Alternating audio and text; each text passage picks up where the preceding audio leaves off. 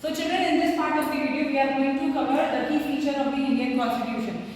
So while making the Indian Constitution, there were few challenges in front of the Constituent Assembly. Children, as you all know, at the time of the independence, India was having a great challenge in front of them. Like first, at the time of the independence, there have been a partition between the Pakistan and India. Many refugees have came from Pakistan to India.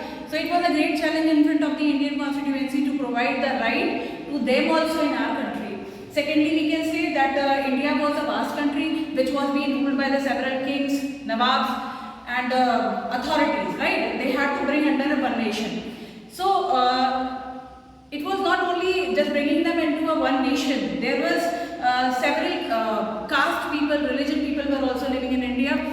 Casteism was a great challenge in front of the India. People were, lower caste people were not happy the way they were being treated and they were being discriminated. So while making our constitution, the Constituent Assembly kept all those things in their mind and they tried to find out the solution in the constitution, right?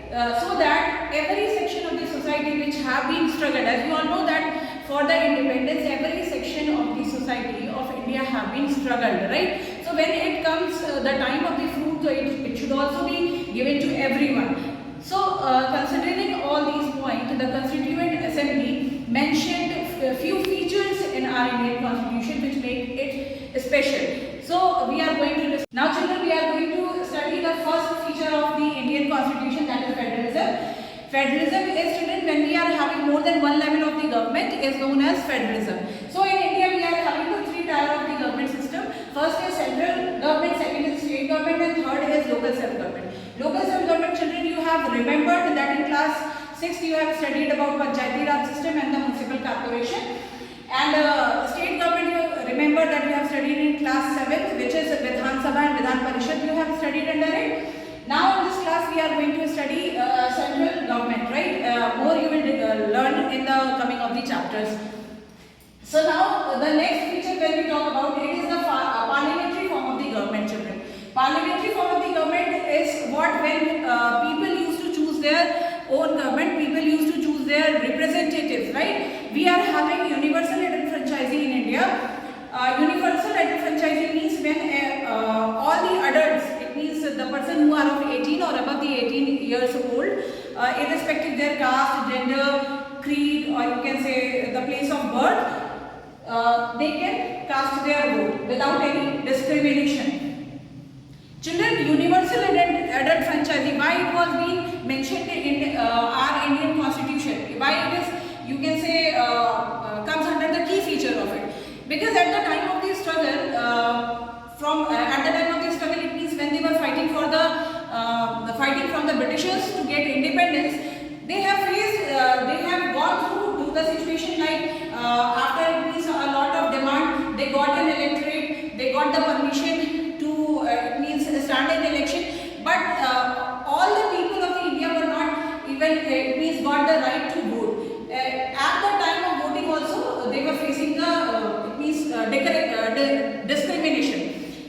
But after the independence, our Constituent Assembly thought that this all struggle of you can say independence make people mature about taking their decision. They were well known about what is right and wrong. So that is why without any discrimination they decided to it means give right to vote to everyone. So the another feature when we talk about children, separation of power we are having. In our Indian Constitution, or you can say in India, the power is not only in one hand. It is being divided into, you can say, several sections. So there are, you can say, different organs of the government, like legislature, executive, and judiciary. Legislature, who are the representative being chosen by us, right? They used to frame laws. And executive is a small group of the people who used to implement those laws. Judiciary is to look into the matter whether the laws are being implemented properly or not. So they can take any take the action if the laws, or you can say fundamental rights, or any such type of situation occur in the country which is not justful for everyone. Now you can say fundamental rights, children. We'll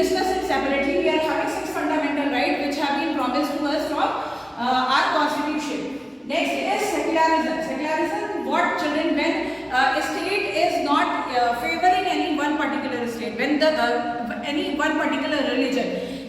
State is not biased toward one particular religion. So that is the stage of the secularism, and for the secularism we are having the separate you can say lesson, and for that I am going to make a few more videos.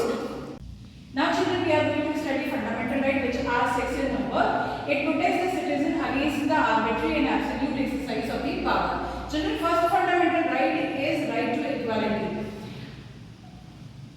Children, our constitution is divided into several sections, under which we are having subsections. They are known as articles. So under right to equality we are having 14 to 18 articles which describe this fundamental right.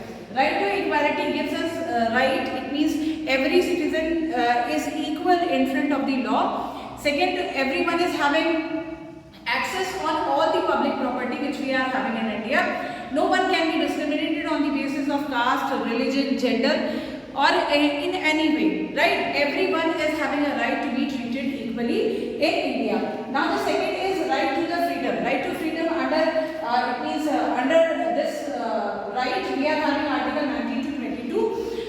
This mentions that everyone is having a right to speech freely, express themselves freely, can move from one place to other freely. The person is having a right to get education in any part of the India wherever they feel like, right? So this is the right you can say which provide the right to everyone to choose or opt the livelihood, whatever the type of livelihood or whatever the type of life they want to live, they can live freely. Now when we talk about the right against the exploitation, right against the exploitation is being described under the article of the 23 to 24.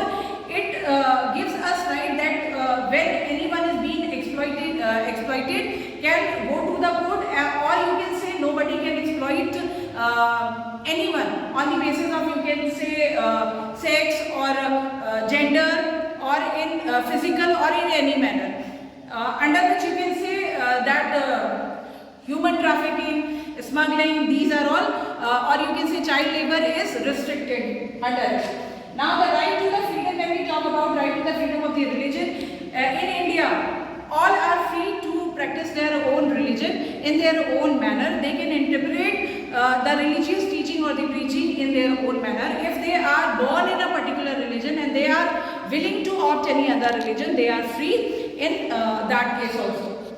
Now the cultural and educational right, when we talk about children, under this right our constitution used to give the right to the minorities, to the religions and the linguists to set up their institution for developing and promoting their culture, so that it should not get distinct, right? Now the right to the constitutional remedies, when we talk about, if any person feel like that any of the fundamental rights are being violated by the state, they can go to the court. This is being mentioned under the article 32. So children, here at the side I have mentioned all the articles which come under all these fundamental rights. Now under the amendment of 42nd in 1976, few fundamental duties have been added to our constitution. Children, as you know that when we are having a right, when we are enjoying a right, we have some certain duties toward our country, which have been you can say mentioned under the 11 fundamental duties. It is your homework to find out the 11 fundamental duties, and fundamental rights are reciprocal to the fundamental duties. So here I say children that fundamental right means basic rights we are enjoying from the side of our country. So when we are having the fundamental rights, it means basic rights. So we are having some fundamental duties also, basic duties also toward our country, which is important to perform for the sake of our country, right? Only then our country is going to perform well, or our country is going to function well. Until to the time, if you say only the person used to ask for their right and they don't pay attention or they don't give anything to the country, so the country is not going to function or develop in a proper manner. So as being a responsible citizen, it is our duty when we are asking about the fundamental rights, so it is our duty to perform our fundamental duty. Children, fundamental right is also known as the human right, which you have commonly heard in news and all everywhere. Children, now the video is going to end. The chapter is end over here. Go through the chapter properly. Solve the exercise which you are having in your NH and your text.